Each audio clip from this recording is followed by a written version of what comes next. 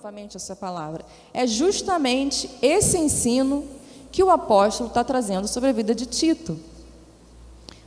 Os irmãos sabem que ele escreveu várias cartas a Timóteo, a Tito e tantos outros, com a preocupação com a igreja. Ele se preocupava com a igreja. Então, não é um WhatsApp que se mandava na época, né? Não era pombinha para levar uma cartinha assim, voando. Então, saía navios, então tinha alguém que ele pegava, envia essa carta a tal pessoa, envia essa carta a tal igreja. E o que eu gosto dessa carta, o que eu me apaixonei por essa carta, porque ela é muito hoje. Ela é muito agora, atual. Então, abra comigo em Tito, nós vamos começar lendo do capítulo 1. Vamos ler apenas alguns versículos e eu quero destrinchar com os irmãos. Paulo, servo de Deus e apóstolo de Jesus Cristo, segundo a fé dos eleitos de Deus e o conhecimento da verdade que é segundo a piedade. Primeira coisa que eu quero destacar, Paulo, servo. Eu acho que a nossa segunda característica depois de filho de Deus é sermos servos do Senhor. Isso é inquestionável, inegociável. Uma nova geração tem se levantado e pouco se ouve de que eles são escravos de Deus. Uma nova geração, a nossa última geração, pouco se ouve de que eu estou aqui para dar a minha vida ao Senhor, eu estou aqui para fazer o que Ele deseja. Nós temos muito uma noção de que o Senhor está aqui para me servir e servir os meus sonhos, o meu projeto, a minha família. E Paulo, se você for perceber, ele sempre inicia suas cartas dizendo quem ele é. Qual era o papel dele na igreja? Paulo, servo. 1 Coríntios, capítulo 7, versículo 22, diz assim: semelhantemente, aquele que era livre quando foi chamado, é escravo de Cristo. Todos nós, a partir do momento que aceitamos o nosso Senhor, reconhecemos Ele como Salvador, fomos adotados à sua família, amém? Somos filhos, amém? Consequentemente, servos. Sem essa de eu escrever a minha jornada na terra e pedir só Deus para carimbar. E isso não é papo de filho de Deus. A gente primeiro consulta o Senhor, a gente consulta o Espírito Santo. Qual o caminho? Qual jornada? O que eu opto? O que eu rejeito? Qual sociedade eu me vinculo? Qual que eu desfaço? Porque o que é a lâmpada para os nossos pés? É a minha intelectualidade? É o meu jeito eloquente? É a minha habilidade de falar várias línguas? A palavra de Deus é lâmpada para os nossos pés. E quando você vê esse monstro que foi Paulo, esse homem que viveu coisas tão grandiosas e terríveis, dizer, servo. Isso para mim já me dá um soco no estômago. E essa é a consciência que nós temos que ter quando a gente fecha os nossos olhos e vai falar com Deus. O sentido da ordem. Ele é Senhor e eu sou o servo. Ele me comprou, agora eu pertenço a Ele. Então quem esteve aqui de manhã vai entender bem facinho essa palavra. Primeiro veio o Senhor, depois sou eu. Então não é que Ele está aqui para me servir com tantas coisas e eu não preciso mais dele porque agora eu sou filho, então agora cabe a mim decidir e escolher. Não, quer ter uma plenitude de vida? Quer experimentar a boa, perfeita e agradável vontade? Coloque no seu lugar de servo. Somos livres do domínio do pecado. Quando Ele nos salvou na cruz, nós ficamos livres, nos tornamos livres. Mas livres de quê? Do domínio que o pecado tinha sobre mim e sobre você. Quando o pecado batia na sua porta, você tinha a disposição livre de negar? O povo está meio caladinho.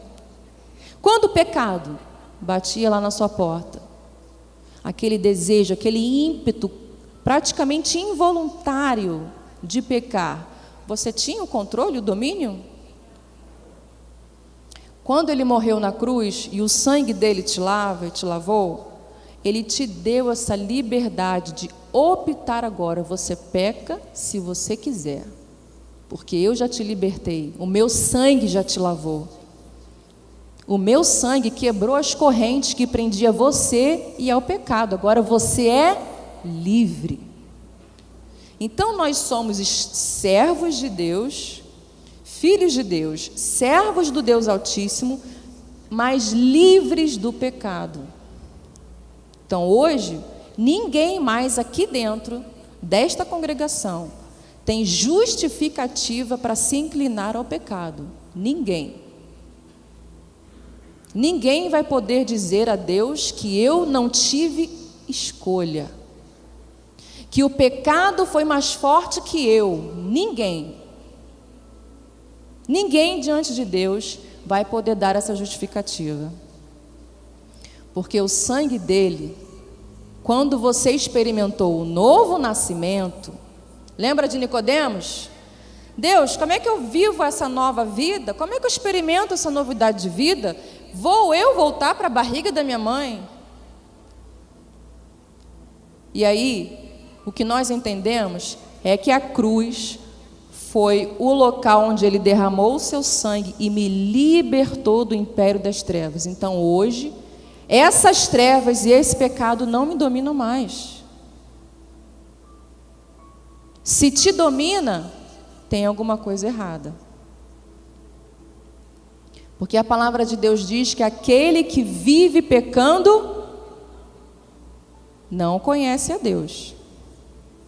A prática frequente de pecado não condiz com alguém que nasceu de novo e experimentou o novo nascimento.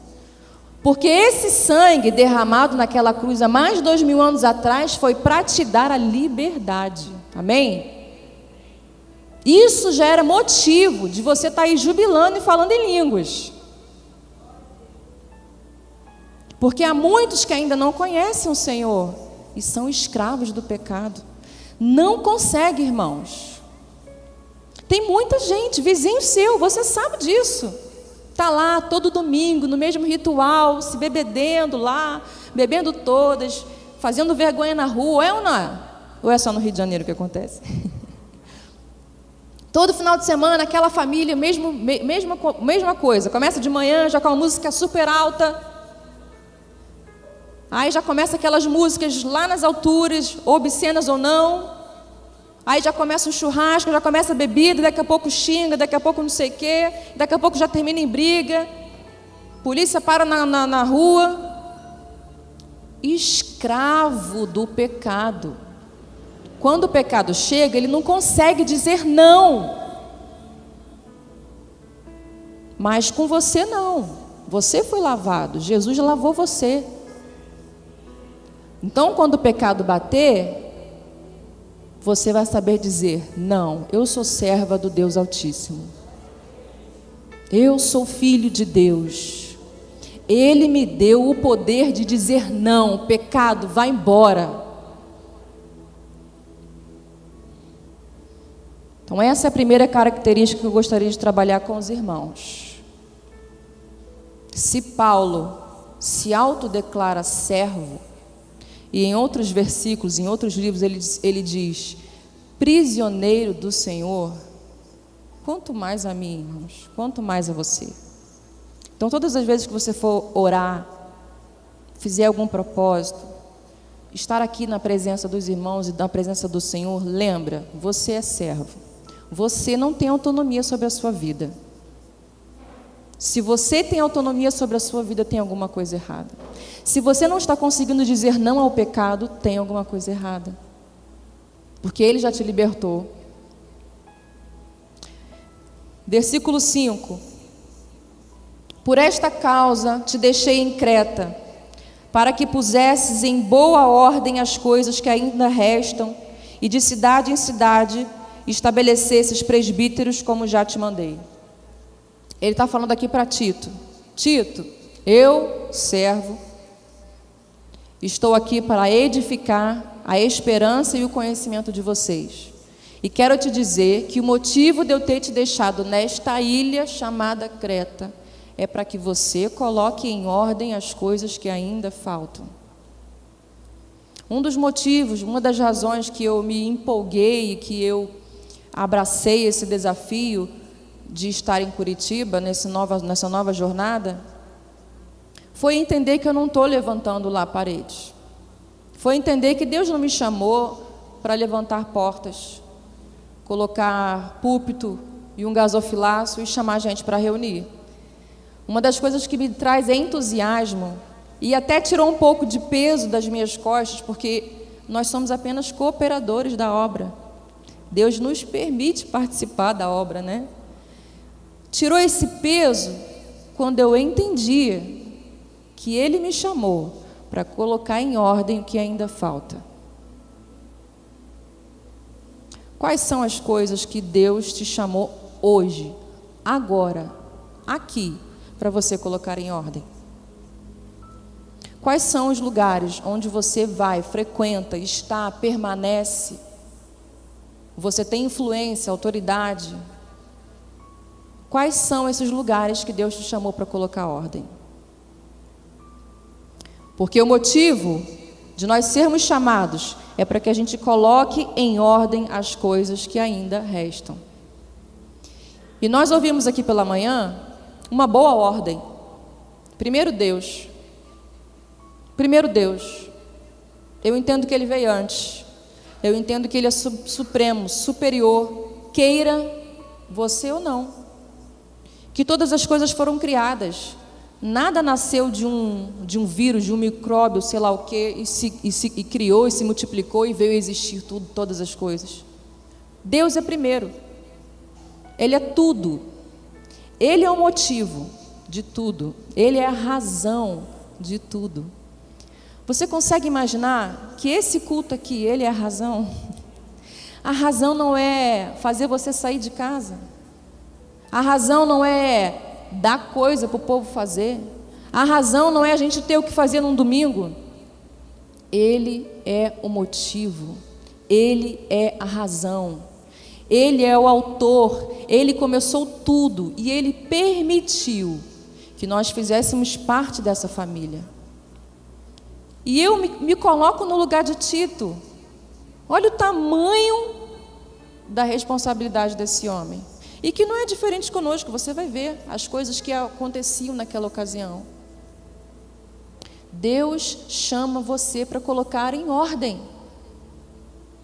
É colocar Deus em primeiro lugar. Irmãos, é Deus. Não é o meu marido.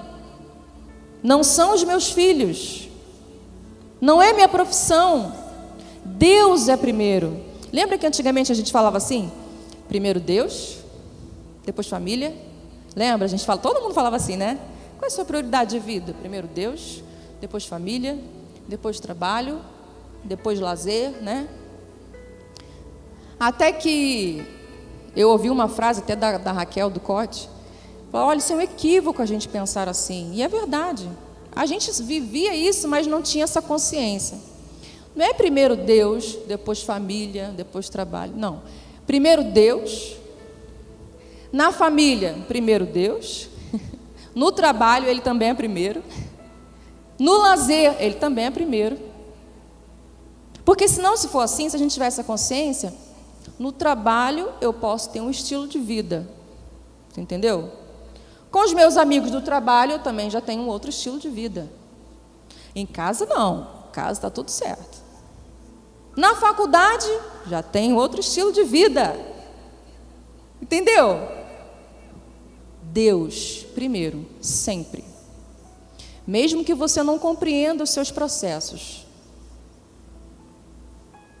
Mesmo que você não compreenda o que você está vivendo agora, Ele é primeiro e sempre será.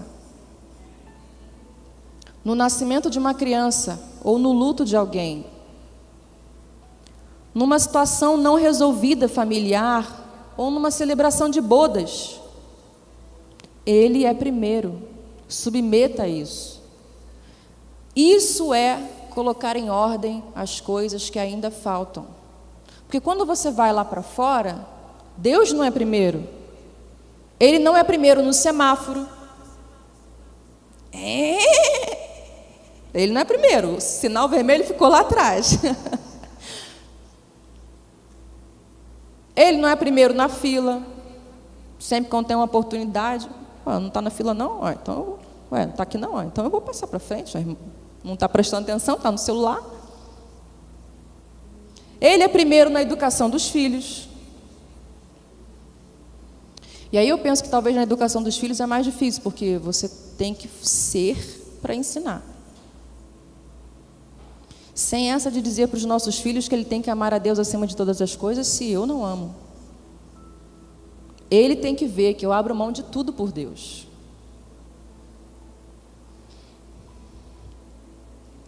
Para que coloque em ordem todas as coisas, começando pela igreja. Ele sempre vai começar com os seus.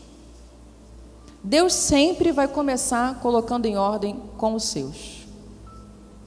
Engraçado que o Eurípides falou aqui hoje de manhã, que Deus não ofereceu o mundo em desordem para o homem. Quando Deus colocou o homem, o mundo já estava em ordem, amém? E aí eu me sinto privilegiada, meu esposo, de dizer que quando nós chegamos, tudo já estava em ordem. É ou não é? Vocês já tinham colocado o nome nos bichos, vocês já tinham quebrado a cabeça com tudo isso, a gente chegou, a casa já estava organizada. Ô glória! Não precisava varrer, não precisou capinar, chegou, as árvores já estavam lá, os frutos já estavam lá, os animais. Deus nos fez, olha que privilégio. Então, quando Deus nos colocou aqui, quando Ele te colocou sobre a terra, Ele não te colocou num lugar em desordem. E o convite do Espírito Santo a você e a mim é fazer parte desse grupo de pessoas que vão colocar em ordem as coisas. Colocar em ordem não é institucionalizar, não é colocar departamentos. Colocar em ordem é dizer quem é primeiro, quem é segundo e quem é terceiro. E você não pode ir embora daqui sem que isso fique firme na sua cabeça. Ele é primeiro. Talvez você não está encontrando ordem, porque Ele ainda não é primeiro. Quando eu decidi colocar Deus primeiro, meus irmãos, eu já contei aqui, eu achava que Deus era o primeiro. Sempre achei. Quando Ele me chamou e falou, vamos embora, tem uma caminhada mais de perto. Ele tirou tudo. Noivado, trabalho e faculdade. No mesmo ano, tudo. Vamos começar do zero, sem nada. É como se eu tirasse a roupa, ficasse nua na presença de Deus e Deus vai começar do zero comigo. Quando eu disse que Ele era o primeiro. Por que eu estou falando isso? Olha o versículo 9.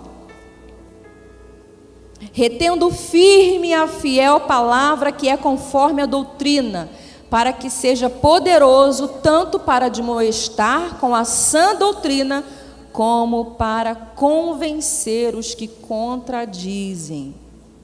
Para que seja, em outras versões, para que seja capaz de encorajar outros pela sã doutrina. 1 Timóteo 1,11 diz: essa sã doutrina se vê no glorioso evangelho que me foi confiado, o evangelho do Deus bendito. É Paulo explicando para Timóteo que sã doutrina era essa. Ele está dizendo, essa sã doutrina que eu quero que vocês coloquem em ordem, se encontra no glorioso evangelho do Deus bendito.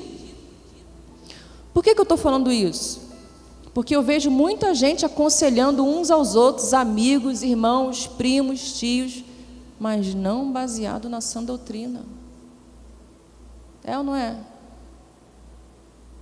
A gente ouve, a gente tem essas conversas de corredores nos finais. Meus irmãos, é todo tipo de conselho, é todo tipo de dica, mas tudo natural, tudo humano, conselhos humanos, conselhos naturais, conselhos que um ímpio entenderia e conseguiria até caminhar. Não são conselhos baseados na sã doutrina. Cadê aqueles filhos de Deus que serão guiados pela sã doutrina? Que se encontra no Evangelho do Deus Altíssimo. Então, sem crença popular, irmão. Sem crença regional. Sem essa de dou meu jeitinho brasileiro. Isso não existe. Sem essa, aí eu vou falar dos cariocas, de eu primeiro. Você vai comprar qualquer coisa, talvez até num semáforo no Rio de Janeiro. Se uma pipoca custa R$2, ele vai colocar 5 e vai falar que está barato. Leva que você não vai achar mais barato que essa aqui. Não é verdade? Infelizmente, irmão, carioca é... Sem essa de jeitinho carioca, sem essa de jeitinho goiano, de passar a mão na cabeça porque não quer ficar em desacordo com o irmão. Instrua a sã doutrina. Você será responsável pelas pessoas que Deus coloca diante de você. É porque você acha, né, que só os pastores e os presbíteros terão que responder lá? Você está enganado, hein? Cada um vai ter que responder para Deus das pessoas que Ele colocou no seu relacionamento. Qual a sã doutrina que você ministrou? Então eu preciso falar isso, eu acrescentei isso, porque eu percebo em todos os lugares, em todas as regiões do Brasil, que toda orientação ou conselho dado a qualquer pessoa é baseado em crença popular, costumes e cultura. Eu vou te dar uma prova. Quando uma pessoa chega para você e fala que quer ter mais filhos, qual é a primeira frase que você fala? Hã? Cê tá doido? Hã?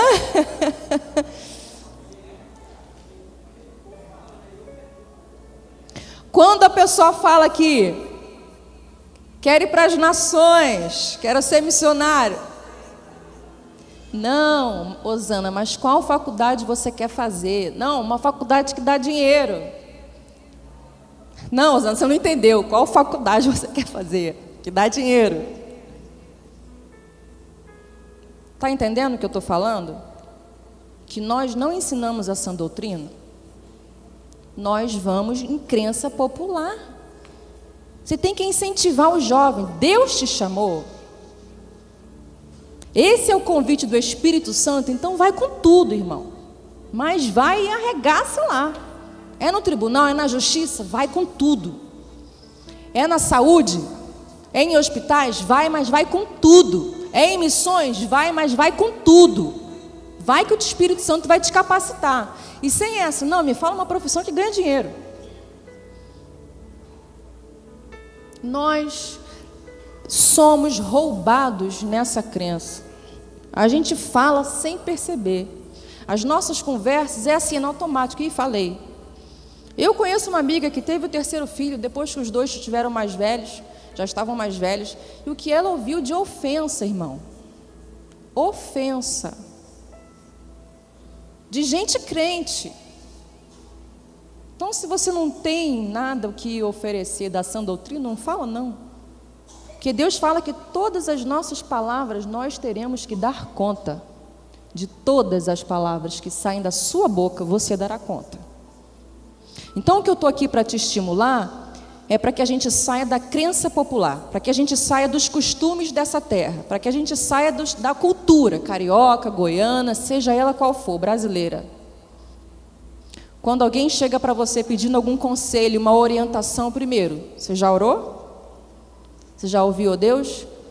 Não sei ouvir a voz de Deus, não sei se sou eu, não sei se essa voz na minha cabeça, no meu coração, então você vai ensinar essa pessoa a ouvir a voz de Deus.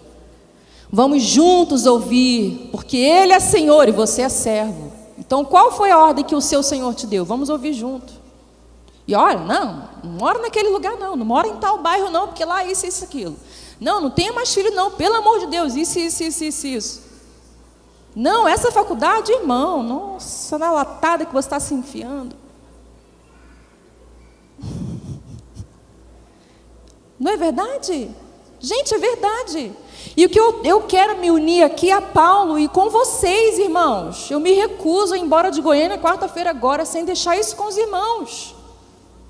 Saiam das crenças populares. Entrem no time dos apóstolos, que nos chama a colocar em ordem as coisas. E colocar em ordem as coisas não é ser guiado pelo governo desse mundo, irmão. Até quando a gente vai dizer que é filho de Deus, mas vive de acordo com o governo desse mundo? Ah, não está numa boa hora de viajar, não está numa boa hora de ter filho, ah, não está numa boa hora de eu mudar, irmãos. Tinha boa hora para Moisés nascer? Tinha boa hora para José ser jogado lá no poço? Qual era a boa hora, irmão? Qual era a boa hora? Qual era a boa obra? A boa hora de Estevão. Eu fico pensando na vida de Estevão. Estevão poderia negar. Estevão poderia falar: Deus, tu sabe, né? Pô, tu fecha comigo, tu conhece meu coração, tu sabe que eu e tu, ó. Mas aqui, vou falar que está tudo tranquilo, que o Senhor sabe, o Senhor me entende, o Senhor conhece meu coração, mas aqui, diante dos homens, eu vou falar que eu não estou contigo. Qual era a boa obra? A boa hora para ser servo, qual é? Eu queria ver o que Estevão viu. Eu confesso. Eu queria ter aquela paixão nos olhos,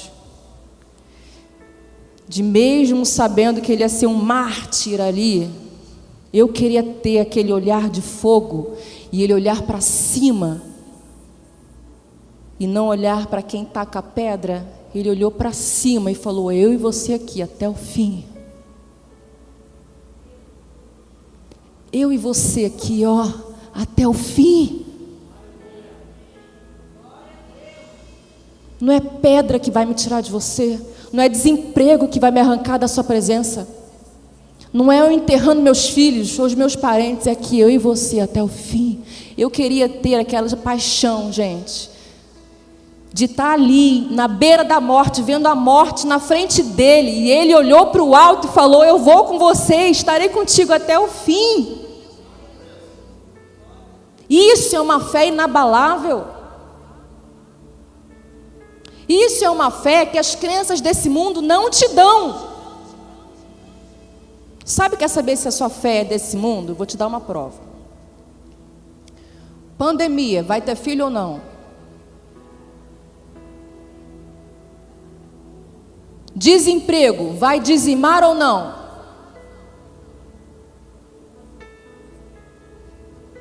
Traição entre amigos, vai perdoar ou não? Responda para você no seu coração. Essa é a prova de fé.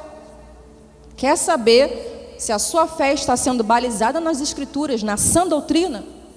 A chapa é quente, aí, vai continuar com Deus ou não? Era uma boa hora para Osana e Eurípides se mudar?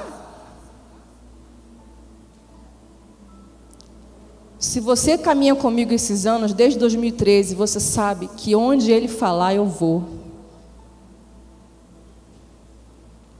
E eu estou trazendo comigo as marcas da minha escolha. Eu estou trazendo na minha alma, na minha emoção, no meu emocional, as marcas de quem decide por Deus.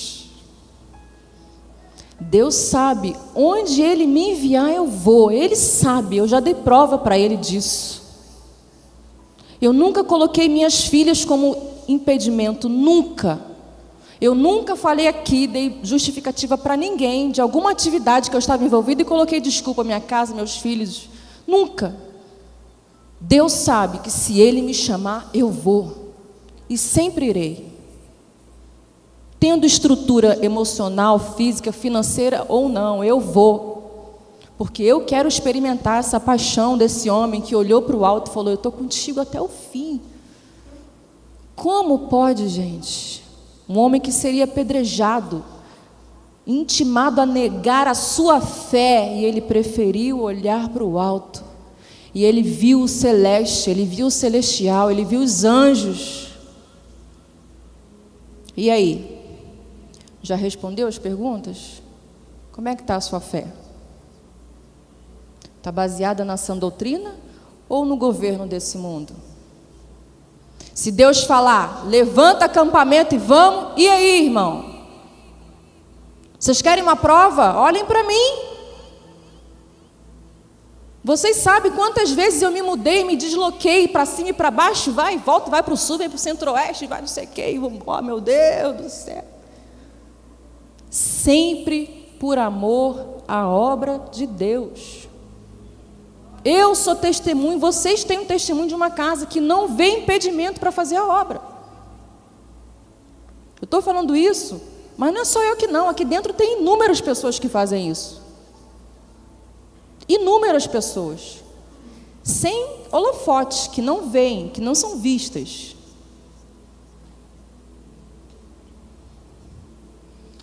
Versículo 10. Porque há muitos desordenados, em outras versões, insubordinados, faladores, vãos e enganadores, principalmente os da circuncisão. Por que é importante colocar em ordem as coisas que ainda faltam e ser baseado pela sã doutrina que se encontra no Evangelho do Deus Altíssimo? Porque há muitos insubordinados, faladores e enganadores, principalmente os crentes. É isso que Paulo está falando. Por que é importante colocar em ordem as coisas que ainda faltam? Por que é importante eu ser guiada pela sã doutrina e não pelo governo desse mundo? O que a moda dita, o que a vaidade dita, o que o governo, a saúde fala? Porque se a gente for seguir tudo isso, meu Deus do céu, só a saudação, Eurípides falou que demoraria meia hora. Senhores, senhoras, bi, tri, né? E tantas características, tantas definições de gênero, demoraria 30 minutos para falar. Porque existem muitos insubordinados. E ele não está falando de gente ímpia, principalmente os crentes. Principalmente pessoas que se dizem cristãs, insubordinadas, rebeldes, faladoras, enganadoras, que estão pervertendo casas inteiras. É preciso fazê-los calar. Fazem isso tudo por torpe ganância. Você está achando que isso só acontecia naquela ilha de Creta? Esses falsos cristãos, falsos mestres, enganadores, insubordinados, gente, é hoje, é agora.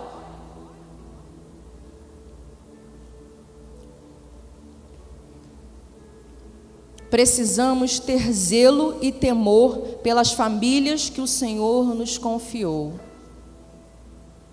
Quando eu vejo que casas estavam sendo destruídas por insubordinados, rebeldes, faladores, enganadores, eu me coloco nesse lugar. Quais são as famílias que estão ao meu alcance, que eu poderia oferecer para ela a sã doutrina do Senhor e livrar ela desse engano? Quando a gente fala de você livrar famílias inteiras do engano, do que você acha, gente?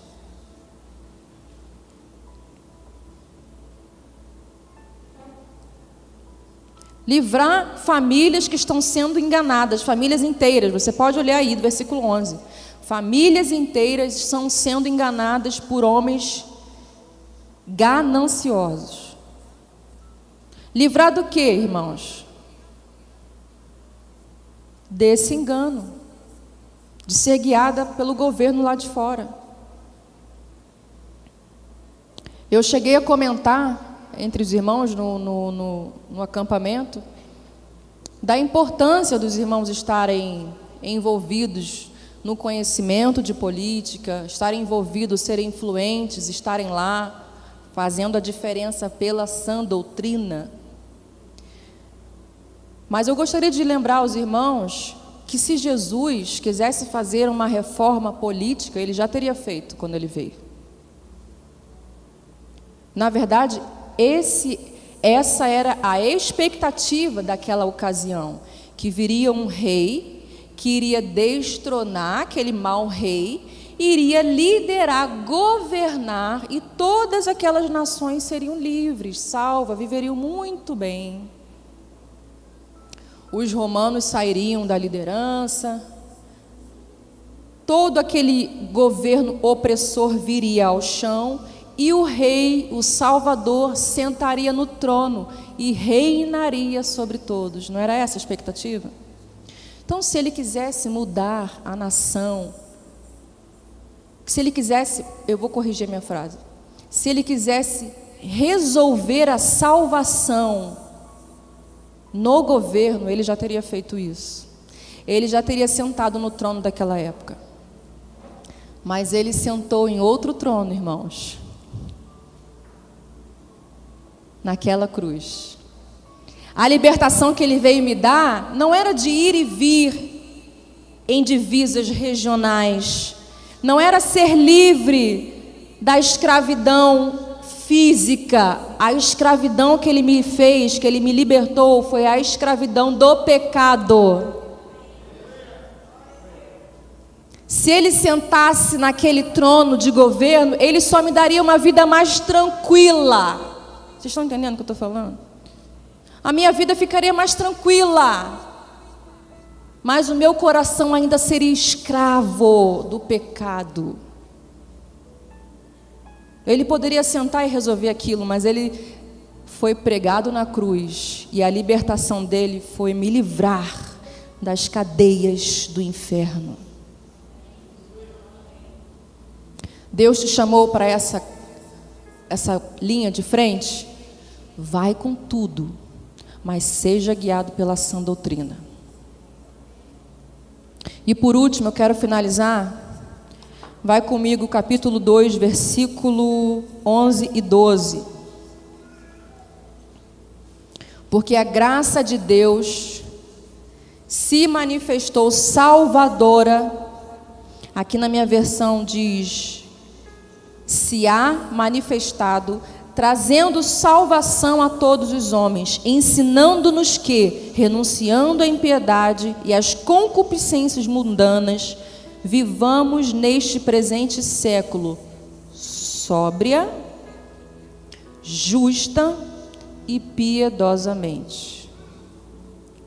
Observa comigo esses últimos versículos, que eles são chave para fechar esse assunto de hoje. A graça de Deus se manifestou salvadora para me ensinar a viver de uma forma que eu consiga dizer não ao pecado. Quantos dizem amém? Eu vou repetir, porque isso é uma chave que vai virar na sua cabeça, amém? Está todo mundo aqui comigo? Esses dois últimos versículos salvam a sua vida, irmãos. Não leia esses dois últimos versículos como você sempre leu. O favor imerecido que é a graça. A graça se manifestou a você para te educar a viver de uma forma que você consiga dizer não ao pecado e às paixões desse mundo, as paixões da carne e as concupiscências. A graça não é motivo de você dizer liberou geral. É justamente o contrário. A graça não é liberou geral, porque afinal de contas, todo mundo debaixo da graça. Irmãos, em nome de Jesus, é sã doutrina.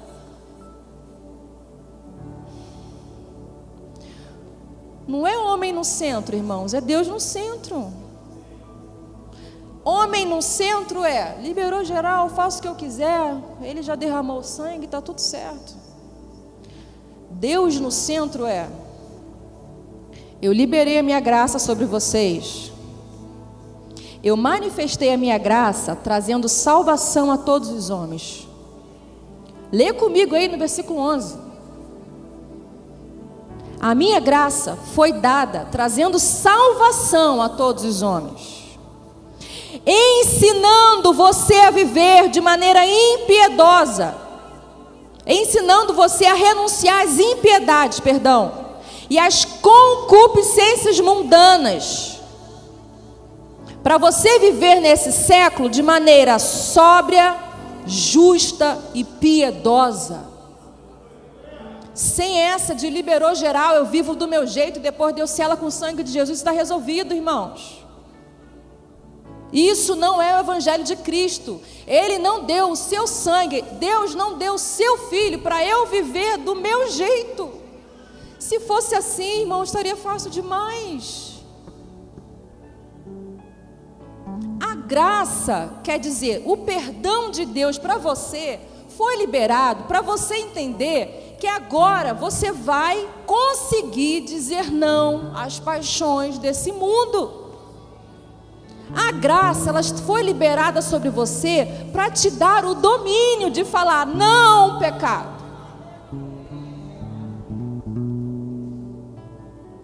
Para falar, pode tacar a pedra que for, eu aguento. Eu olho para ele e vou com ele até o final. Pode tacar que eu aguento. A graça, irmãos, não é motivo de viver uma vida mais ou menos, não. Se a sua vida está mais ou menos, tem alguma coisa errada. Se você não está passando perseguição por ser filho de Deus, tem alguma coisa errada. Porque vida de crente não é fácil. Se a sua está sendo fácil, tem alguma coisa errada. Se você não está tendo que enfrentar renúncia, tem alguma coisa errada. Se você não está tendo que abrir mão daquilo que você mais ama por amor a Deus e ao Evangelho, tem alguma coisa errada, fora de ordem. Porque a ordem natural, a ordem espiritual, Ele é Senhor e eu sou servo. E servo não tem escolha, a não ser obedecer. É com esse princípio que eu quero finalizar esse momento hoje. Eu quero validar essa minha última frase com esse princípio de ordem. Se você não está vivendo uma perseguição, se as pessoas não te criticam, se as pessoas não colocam o seu nome na praça, se você não está sendo perseguido porque você é justo, porque você ama sua esposa, porque seus filhos amam ao Senhor, porque você dá outra face, tem alguma coisa errada. Porque Ele é Senhor e eu sou servo, Ele manda e eu obedeço. Eu nunca vi servo tendo que escolher coisa. Se o teu Senhor não tinha onde reclinar a cabeça, vou eu ficar preocupada se moro em algum lugar em Curitiba ou não? Se o seu Senhor só carregava uma capa, vou eu ficar preocupado se a minha roupa é de marca ou não? Que isso, gente? Pelo amor de Deus. A graça do Senhor Jesus se manifestou sobre a sua vida, sobre a sua casa, a te ensinar a viver de uma forma justa, piedosa. E a gente teria muito tempo para falar sobre isso. E sóbria. Uma graça que me educa a viver de maneira digna, que honre ao meu Senhor e não segundo os desejos da minha carne. E o último versículo, versículo 15. É isso que você deve ensinar. Fala isso. Exorta e repreende com toda autoridade, ninguém te despreze. É isso. É isso, igreja. É isso, CMA. Deus está te chamando para colocar em ordem as coisas que ainda faltam. É isso que você tem que ensinar. Exorta, repreende. Ninguém te despreze. Fique em pé que eu quero orar com você. Eu sei que o Espírito Santo está respondendo aqui pessoas. Eu sinto no meu espírito que existe uma pessoa que está com dificuldade de compreender os seus processos. Eu sinto no meu espírito que tem uma pessoa que não consegue ver Deus nos seus processos. Ela está hoje aqui. Só seja filho. Só seja servo. O servo não precisa compreender os processos. O servo não precisa ter todas as respostas. O servo não tem domínio sobre a sua vida. Só seja servo. Submeta-se. Viva pela sã doutrina e não pela religião goiana, carioca, brasileira, sulista. Viva pela sã doutrina, porque a graça se manifestou salvadora a você, para te ensinar a viver de forma digna, justa e piedosa. Senhor, eu quero colocar os meus irmãos aqui na tua presença. O Senhor sabe que eu, em primeiro lugar, oh Deus, quanto que essa palavra falou ao meu coração. O quanto que eu ouço o convite do Senhor a me chamar para colocar em ordem as coisas que ainda faltam. Opera o teu Espírito, Senhor, opera o teu Espírito. Que o teu Espírito tenha liberdade no coração dos meus irmãos. E eu sei que o teu Espírito está movimentando corações. Não resista. Tem corações aqui que está resistindo. Não quer perder o controle da vida. Não resista. A palavra de Deus diz: quando você ouvir a voz do Espírito, não resista. É Ele falando com você. Perca o controle. Perca a liderança. Perca o domínio da sua vida. Venha fazer parte dessa equipe que vai colocar em ordem as coisas que ainda faltam. Faça dessa música agora a sua oração. Deus, o Senhor me chamou para tudo abandonar. Deus me chamou. Levanta sua voz. Tudo abandonar. Se não entende, ora. Se concorda, ora. Me convidou pra nele confiar. Vem sobre nós o teu Espírito, Senhor, e aviva-nos, Deus. Minha vida é oferta em seu altar. Alinha o nosso coração e as nossas motivações, Senhor. Alinha. Espírito do vivo Deus, em tudo satisfaz, em tudo satisfaz. Estou aqui, tudo que sou, eu entrego hoje aos pés do meu Senhor, pois eu sou teu. E tu és